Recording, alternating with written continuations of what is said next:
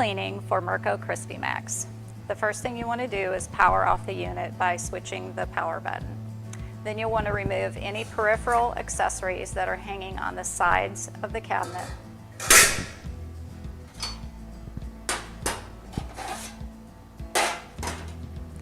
Remove your scoop and any dividers.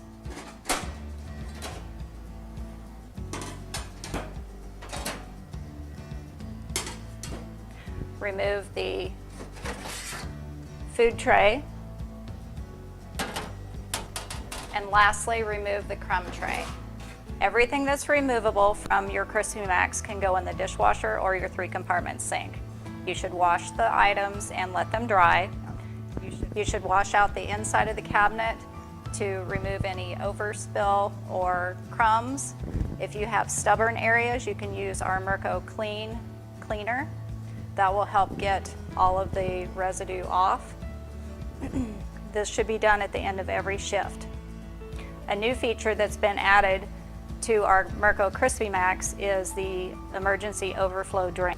There's a notch in the crumb tray that lines up over the top of that emergency overflow drain. This is not to be used for cleaning or hosing out the equipment. It's meant to be a protector for the controls and electronics in the cabinet to prevent the oil from filling to a level that would be damaging to the electronic components. Once everything has been cleaned and dried, you want to reassemble your CrispyMax. You want to put the crumb tray in with the tab in the back.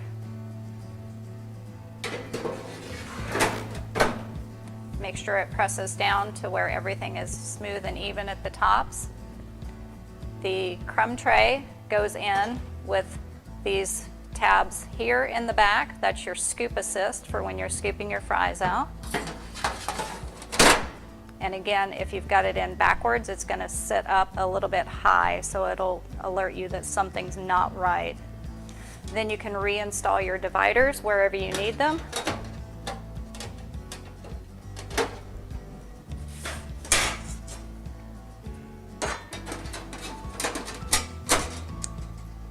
And you can hang your accessories back on the side.